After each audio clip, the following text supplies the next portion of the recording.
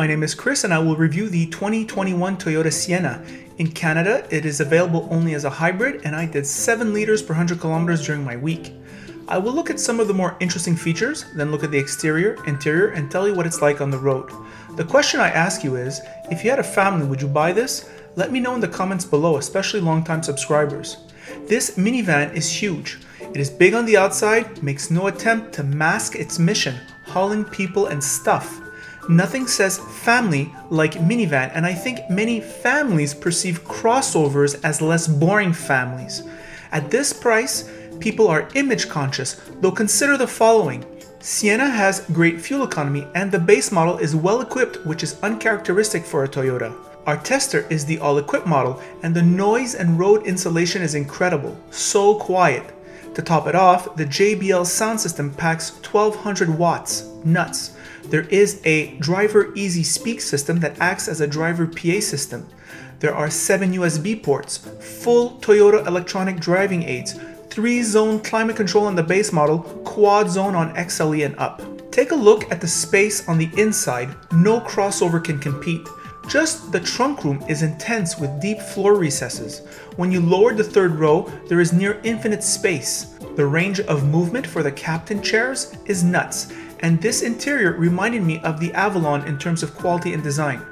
The infotainment is good enough with buttons and knobs, and the climate control interface is standard fare, quite easy to use. The front seats feel like a natural upright seating position and will provide hours of comfort. The visibility and height of Sienna is redonkulous. This is another professional performance from Toyota. Their lineup has no weak models. This is just more Toyota excellence. In Quebec, Canada, destination included, Sienna starts at $42,000 plus tax in front-wheel drive and tops out at $60,000 plus tax for this all-equipped limited. The engine is a 2.5-liter hybrid drive with a nickel hydride battery under the front seats. Genius. The engine produces 245 horsepower and the torque figure is not available on the website. The transmission is a CVT and the combined fuel economy is 6.7 liters per 100 kilometers. I just love Toyota's hybrid system because it is a smooth operation, but the brake pedal was a bit firm. I recommend the base model, no question. It is an incredible deal. Here are my thoughts on the road. Hello car lovers driving the 2021 Toyota Sienna Limited. This is the 7-passenger version, as you just saw. What to say about this vehicle? Well, I have a certain image of these types of vehicles. I'm a bit older than most of my viewers. When we were younger, the cool parents were the ones who had these vehicles. That is to say, they usually had a swimming pool. Usually you hopped in with, let's say, a cousin whose parents had one of these. You went to go do skiing on the weekends with them. You went for ice cream, movies in big groups. We would all get into a minivan, someone's minivan. So a little different take on it than perhaps others have. It does have kind of like not a bad reputation, but there's a stigma associated to the minivan. Everybody wants to be in the SUV. Everybody wants to be in the crossover. I certainly understand that. It's undeniable. I find they're better looking vehicles. However, there is a functionality that comes with these vehicles. So enough about the outside. Let's talk about the inside. The inside is where this vehicle is stronger than everyone else. It starts off with this crazy room, especially even with the third seat up. There's tremendous storage in terms of depth in that trunk. It's crazy. When the third row is stowed away, there's tremendous room. Lots of room in back, as you can see, for the second row.